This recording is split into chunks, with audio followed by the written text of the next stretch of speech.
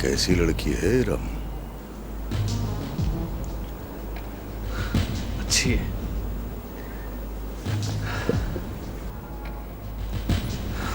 बहुत अच्छी है।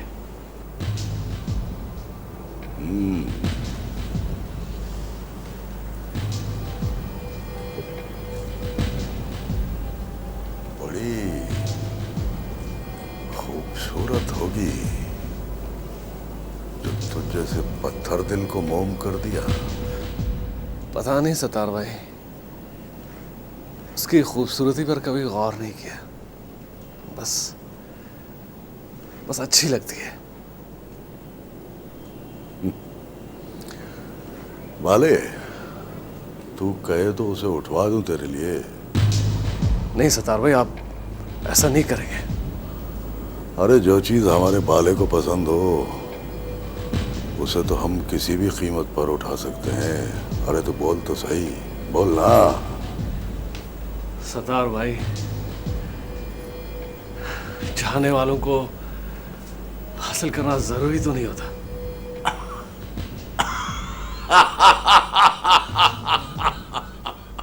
वादे वादे अरे तू तो पक्का आशिक बन गया वाले।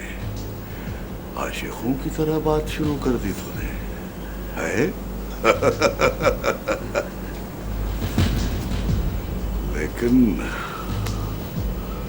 अब तू मुश्किल में पड़ जाएगा वाले। बहुत तकलीफ होगी तुझे, इसलिए कि हम लोग मोहब्बत करने के लिए नहीं बने वाले। हमारा और मोहब्बत का कोई रिश्ता, कोई ताल्लुक नहीं है वाले। और मोहब्बत तो कमजोर दिल के लोग किया करते हैं। हमारे धंधे में कमजोर दिल के लोग पीछे रह जाते हैं वाले। हाँ, पीछे रह जाते हैं।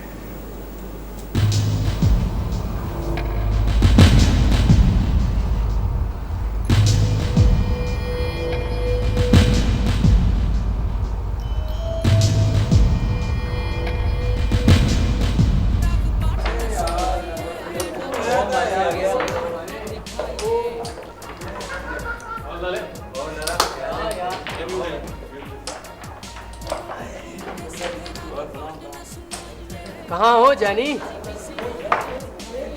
मेरे को किधर होना है यार, घर पे ही हो तुम। तेरे बगैर तो मजा ही नहीं आता यार गेम खेलने का। यार मेरे को समझ ही नहीं आता क्या करूं। अबे अपने बाजी से चुप कर आ जाया कर, झूठ मूठ बोल लिया कर। तेरे को मालूम है मेरे को झूठ बोलना नहीं आता। तो इस वक्त कैसे आया यहाँ? बस यार एक बंदे को टाइम दिया हुआ था। चल तू अपना गेम खेल। और चीजें कैसा है तू? सेट है? आपा क्या बात है? क्या बात है? खैरियत तो है? अरे सब खैरियत है आपा। क्यों तंग कर रहे हो? तंग? मैंने आपको तंग किया तो आप जंग करेंगी? खाना रखा है, खाना है तो खा ले। ना, खाना नहीं, पैसे चाहिए, पैसे। कहाँ से लाऊं मैं पैसे? अब्बा की पेंशन से। और कहाँ से? तेरे फजूल खर्चों के लिए मेरे पास कोई पैसा नहीं। ठीक है, सोच लो आपा। ये खत फाड़ के फेंका भी जा सकता है, जो कि आमिर भाई का भी हो सकता है। क्या वाकई? तू झूठ तो नहीं बोल रहा? खुद देख लो। मानी भानी भाई, इतनी आसानी से नहीं पैसे भाई ना। आप दे दो ना। आप भाई ये मानिए।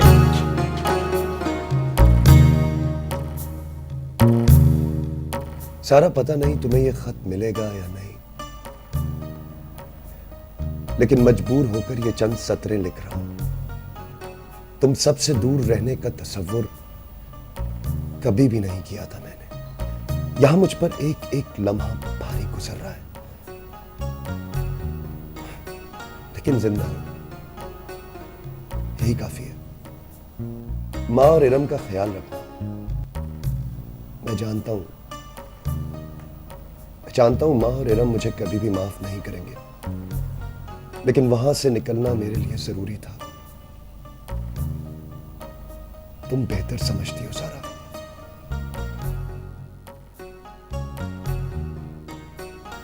दुआ करो, दुआ करो हम मिलकर हालात पर काबू पा सके। मैं जिंदा रहा तो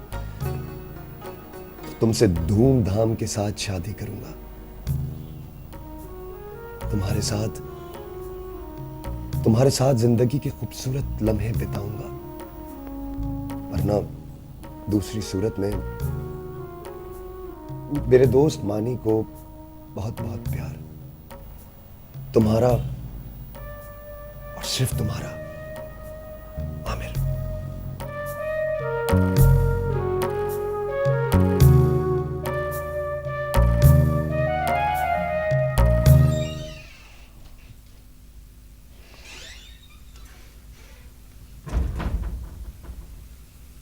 हाँ, क्या हुआ?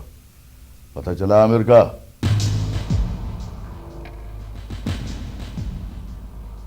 कुछ नहीं होता तुमसे। 30 आदमी लगे हुए हैं, तो कौड़ी का लौंडा नहीं ढूंढा जाता तुमसे। नहीं सत्तार भाई, हम तलाश कर रहे हैं उसे। अरे कहां तलाश कर रहे हो उसे? सत्तार भाई आप फिक्र ना करें, हम उसे जमीन की तह से भी निकाल लेंगे। बस, ज्यादा बकवास की जरूरत नहीं है। रात दिन रोटियां तोड़ते हो, छोटा सा काम भी नहीं होता तुमसे। अब कुछ और ही सोचना पड़ेगा मुझे।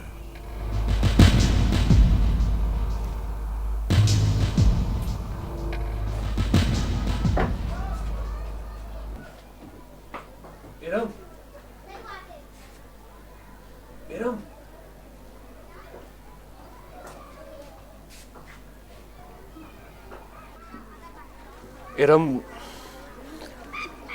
मैं सिर्फ तुम्हें देखने आया हूं। देख लिया? अब बंद कर दूं खिड़की? नहीं इरम, मेरे लिए खिड़की कभी बंद नहीं करना। अच्छा बाबा, नहीं करूंगी। उस दिन के बाद कोई आया तो नहीं तंग करने? नहीं, अभी तक तो कोई नहीं आया। आइंदा भी नहीं आएंगे। बाले, ये सब कुछ तुम हमारे लिए क्यों कर रहे हो? इसकी वजह से तुम्हारी जान को भी तो खतरा हो सकता है। मुझे खतरों से खेलना आता है, तुम मेरी फिक्र मत करो। क्यों ना करूं? तो फिर तुम क्यों मेरी फिक्र करते हो? कुछ बातें जुबानी बता ही नहीं जा सकती। बस कुछ ऐसा है जो बताए बगैर अच्छा लगता है। तुम बहुत अच्छे हो। यही तो आज तक पता ही नहीं चला मुझे। अच्छा, एक दफा आमिर भाई को आ जाने दो, फिर तुम्हें सब पता चल जाएगा। अब तो आमिर के लिए कुछ करना ही पड़ेगा। अब अम्मी आ गई हैं, अब तुम जाओ, फिर बात होती है। हाँ अम्मा, अम्मा, पता है क्या हुआ है? क्या बात? आमिर का पता चल गया है। क्या? कहाँ है वो? किसके पास है? खैर से तो है ना? सारा, तुम सच कह रही हो? सब ठीक है, सब खैर खैरियत से है। इसका खत आया, ये ले पढ़ ले। हाँ, पढ़ रही हूँ माँ।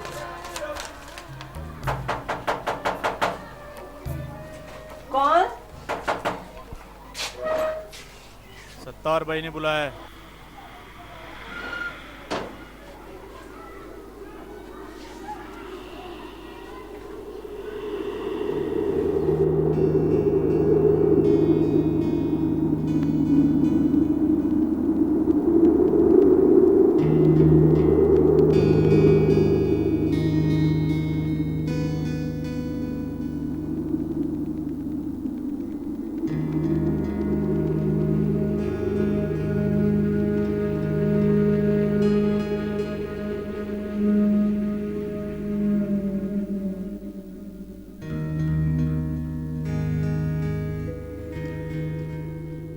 जानती हूँ आमिर कि इज्जत और जिल्लत अल्लाह के हाथ में होती है, लेकिन हालात की पैदावार इंसान के अपने हाथ में है। तुमने कभी लम्हे भर को सोचा है कि तुम्हारी इस हरकत से हम पर क्या गुजरती होगी? किस तरह लोग बातें करते होंगे, कैसे कैसे उंगलियां उठती होंगी हम पर। लेकिन तुम्हें इससे क्या है? तुमने तो हमें बेयार और मददगार छोड़ दिया है ना।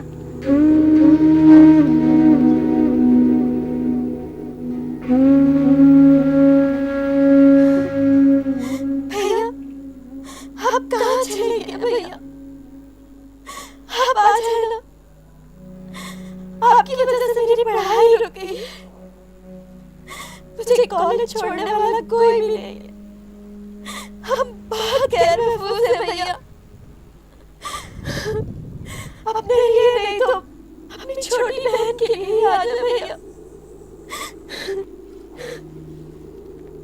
भैया, आप आ रहे हैं ना? आप कब आएंगे?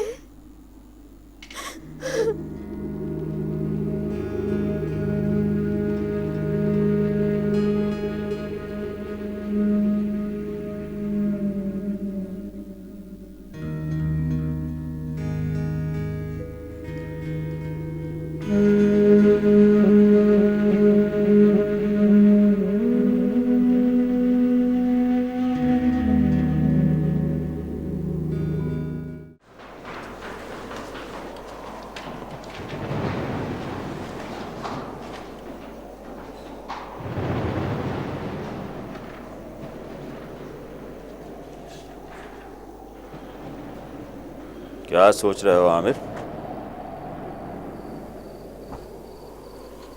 बस यूं ही मीर साहब। कोई याद तो नहीं आ रहा है? नहीं,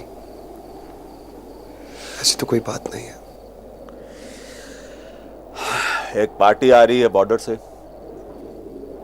उनके लिए इंतजाम करना है। ठीक है, कुछ तो हो यहाँ। जी मीर साहब, बस खुद को मसरूफ रखता हूँ। इस तरह वक्त गुजरने का अंदाजा ही नहीं होता।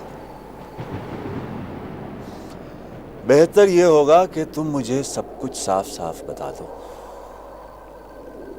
मैंने तुम्हें अपना दोस्त बनाया है।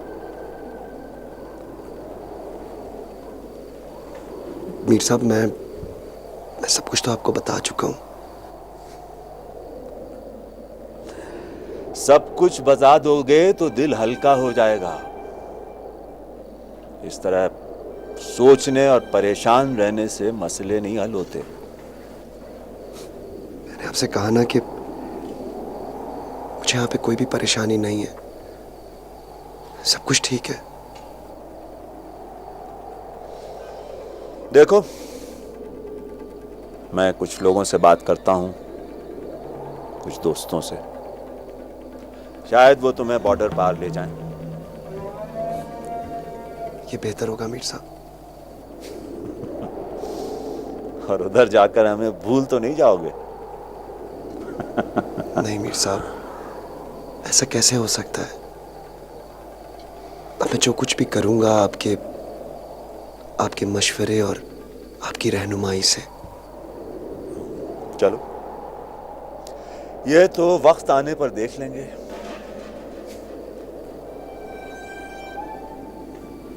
कराची वाली पार्टी के बारे में अमान ने तुम्हें कुछ बताया है? नहीं। पता नहीं कहाँ रहता है उसका दिमाग। चंद दिनों में सत्तार भाई आ रहे हैं। मैं चाहता हूं तुम उनके साथ साथ रहो। सत्तार भाई? तुम उन्हें जानते हो क्या? नहीं, मैं नहीं जानता हूं।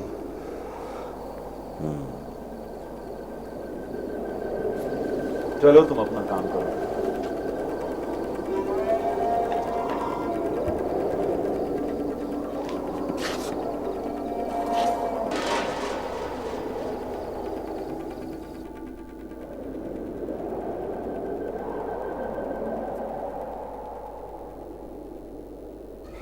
नवाब साहब अब तशरीफ ला रहे हैं। काम ही इतना था कि आने में देर हो गई। मुझसे भी ज्यादा जरूरी काम था। ये सारे काम भी तो तुम्हारे लिए। मेरा मतलब है ये सारे काम भी तो आप लोगों के लिए करता हूँ मैं। अमान, मुझे सब लोगों में शामिल मत किया करो। तुम मेरे मिजाज से अच्छी तरह वाकिफ हो। मुझे इस तरह की फजूल बातें पसंद नहीं। साजन, मुझे हवेली के कामों से कोई दिलचस्पी नहीं है, लेकिन मेरी मजबूरी यह है कि मैं कह नहीं सकता। शायद इनकार से डर लगता है मुझे।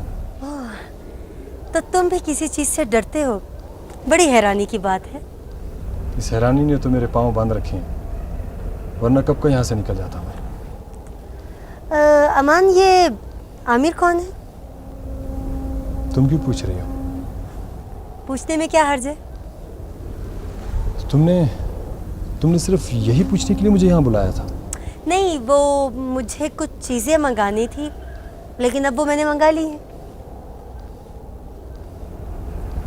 ठीक है, मैं फिर जाता हूँ। तुम्हारा मुंह क्यों लटक गया? मसला यह है कि ना तो तुमसे झगड़ा हो सकता है और ना ही नाराजगी। सुनो,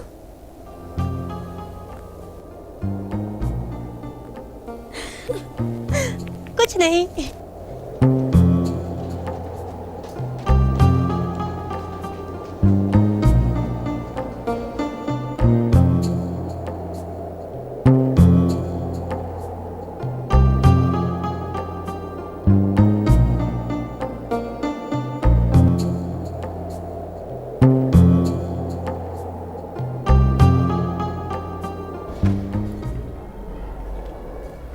बीबी जी, हाँ, मीर साहब का पैगाम आया था। क्या? रात को वो नहीं आएंगे। ठीक है, तुम जाओ। अच्छा ठीक है बीबी जी।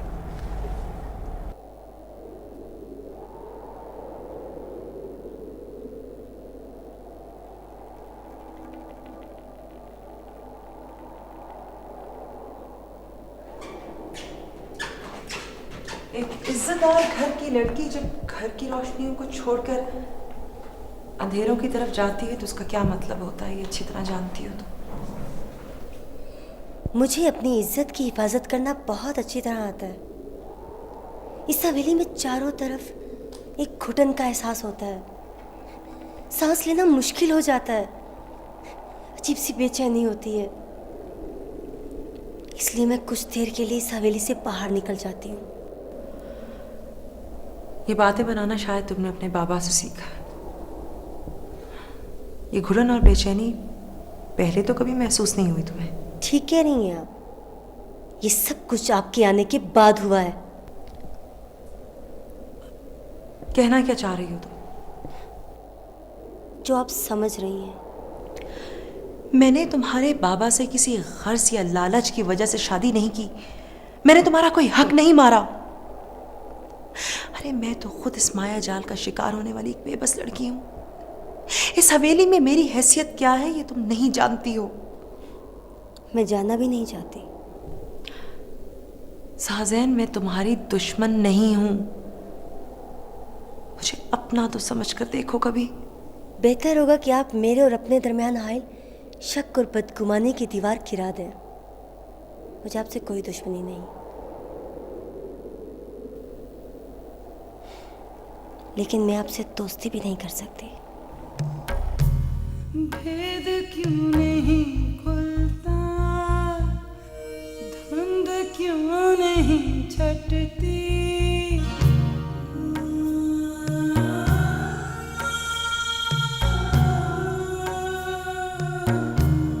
भेद क्यों नहीं खुलता, धुंध क्यों नहीं छटती, ये गुबार कैसा है दिल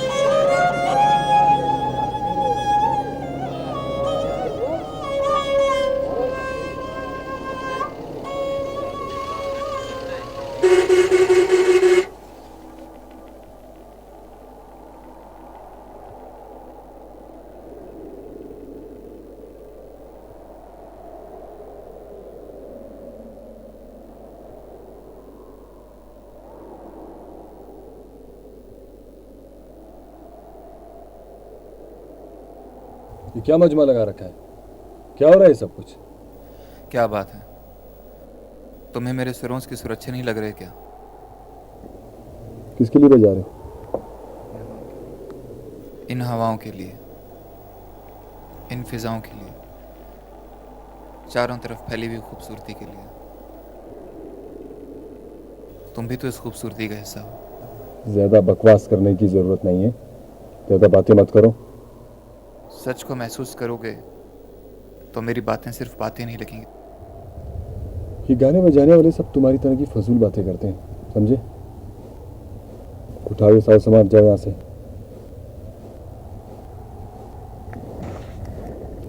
आया मुझे खूबसूरती समझाने वाला।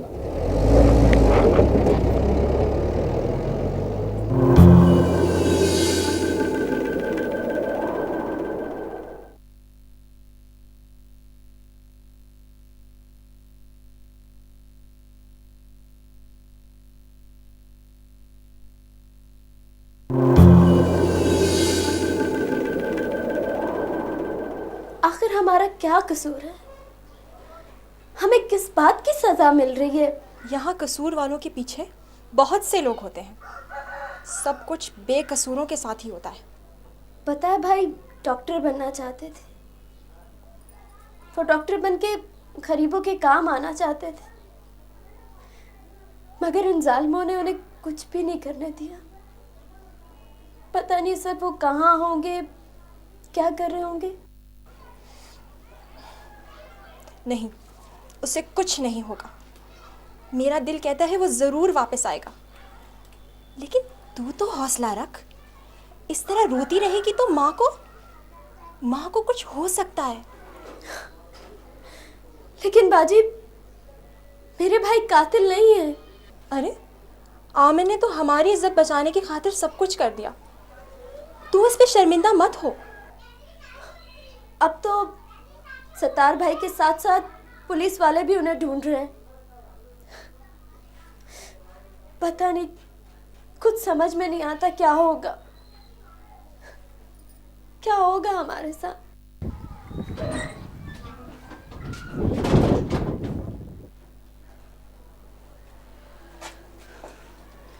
समझ में नहीं आता कि आखिर किस किस की नजरों का जवाब दें। मुझे तो नफरत हो गई है इस बस्ती से और यहाँ के लोगों से। नहीं बेटा, इस तरह नफरत करने से हमारी इज्जत नहीं बढ़ेगी, बल्कि लोग हम पर हंसेंगे।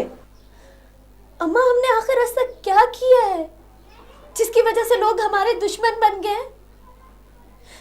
आखिर हमने क्या कर दिया? हर बला लौट कर हमारे घर क्यों आती है? परेशानियों ने हमारा घर ही क्यों देख लिया अम्मा? ये मुश्किलें हमें कुदरत की तरफ से मिली है और वही इसे आसान भी करेगा।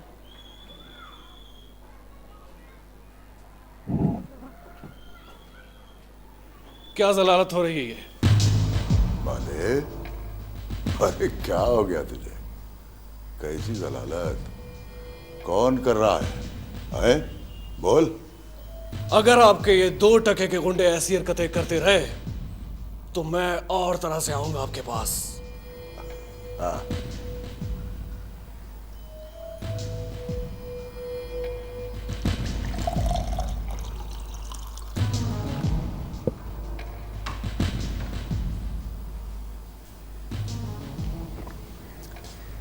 कोई गलतफहमी हो गई तुझे वाले। अरे तेरे बारे में किसी ने कोई बात नहीं की। तू तो हमारा सबसे बड़ा सहारा है। मैंने कहा था ना, आमिर के घर कोई नहीं जाएगा, कोई उनसे बात नहीं करेगा। फिर भी अरे हाँ, तो ऐसा ही हुआ ना। उसकी बहन के लिए तोहफा क्यों भेजा? इस बात को मैं क्या समझूं? अरे भेजा होगा किसी ने। तू इतनी सी बात पे गरम क्यों हो रहा है? अरे बाले, वो तो उड़ती चिड़िया है, किसी के हाथ भी आ सकती है। इरम के बारे में किसी को फजूल बात करने नहीं दूंगा। वो एक बाइज्जत लड़की है सत्तार भाई। बस यही तेरी बात है ना, तो पहले से किसी को कुछ बताता नहीं। आज के बाद इरम की तरफ कोई पहली नजर से नहीं देखेगा। आइंदा अगर किसी ने ऐसी वैसी हरकत की तो मुझसे बुरा कोई नहीं। बस!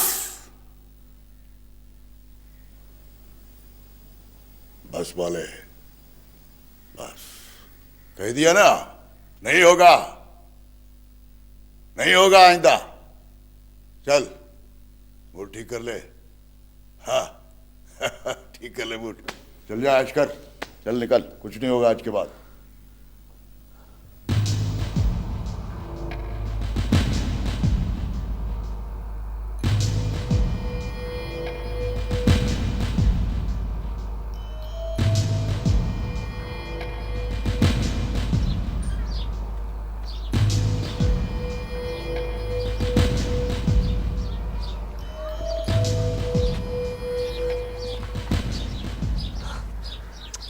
क्यों बुलाते हो मुझे इस तरह से यहाँ? अगर किसी ने देख लिया तो? इरम, मैं खुद भी लोगों के सामने नहीं आना चाहता, लेकिन क्या? तुमने ऐसा क्या किया है जो तुम छुपते फिरते हो? हाँ, कितनी बार कहा है मुझसे इस तरह के सवाल मत किया करो। क्यों ना करूं मैं इस तरह के सवाल तुमसे? इरम, मेरे पास वक्त बहुत कम है। कुछ होने से पहले मैं तुम्हें बहुत खुश देखना चाहता हूँ। मुझे अकेले कोई खुशी नहीं चाहिए। इरम, तुम खुश रहोगी तो मैं जिंदगी की तरफ लौट आऊंगा। मैं खुश रह सकती हूँ, लेकिन अगर तुम ये सब कुछ छोड़ दोगे, पता नहीं वो सब कुछ कब होगा जो हम चाहते हैं। वही होगा इरम जो हम चाहते हैं। इसके अलावा कुछ नहीं होगा। मेरे भाई के आने तक तो तुम्हें इंतजार करना होगा ना बाले?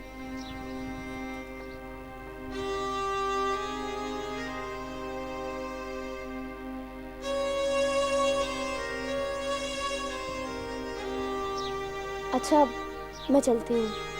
खुदा हाफिज।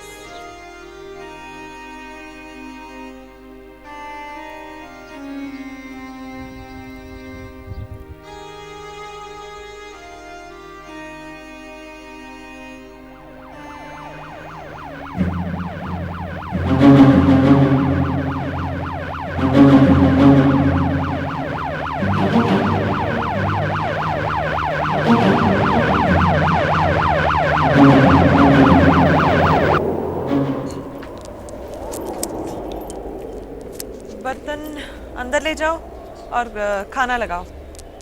इधर आओ।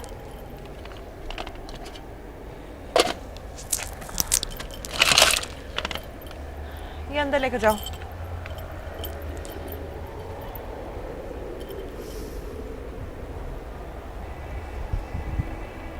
माहगुल,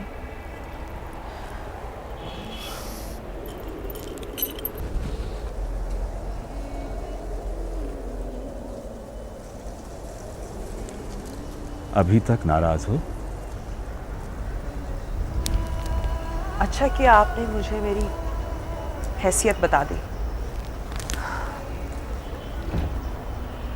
अब मैं आपसे कभी बहस नहीं करूंगी।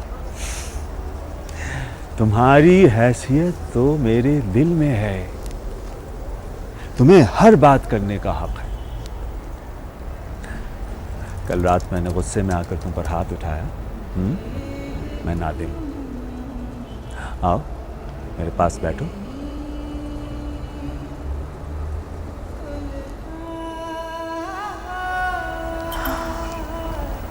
काश मैं आपकी बराबरी कर सकती। ऐसा ना कहो। तुम्हें इस हवेली में लाकर मैंने बराबरी का ही तो दर्जा दिया है। तुम्हारे अलावा मेरा है कौन? ये बात आप अपनी बेटी से पूछिए, जो समझती है कि मैंने आपको उससे छीन लिया है, उसकी मोहब्बत पर, उसकी आजादी पर डाका डाला है मैंने। साज़ैन नालायक है अगर ऐसा समझती है। उसे आज तक कोई तकलीफ नहीं होने दी है मैंने। हमेशा वही हुआ है जो उसने चाहा है। मैं उसे समझा दूंगा। खुदा करे वो समझ जाए। मेरी बेटी है, समझ जाएगी। तुम भी समझ जाओ ना। हाँ बैठो। आप आइंदा मुझ पर हाथ नहीं उठाएंगे? नहीं, कभी नहीं, तुम्हारी कसम। आपकी कसम का एतबार। एक बात बताऊं, रोते हुए भी तुम बहुत अच्छी लगती हो। मीर साहब, आमिर आया। हाँ उसे बिठाओ, मैं आ रहा हूँ। ये आमिर कौन है? वो है अपना एक बच्चा, हमारे साथ काम कर रहा है। क्या सोच रही हो? उसे यहाँ से भिजवा दीजिए, वरना कहीं। तुम्हें उससे क्या शिकायत है? नहीं, वैसे ही कह रही हूँ। हाँ, बॉर्डर पर हालात ठीक हो जाएं तो भिजवा दूंगा। चंद दिनों की बात है। खाना खाओ, मैं उसे देख कर आता हूं। क्यों नहीं छटती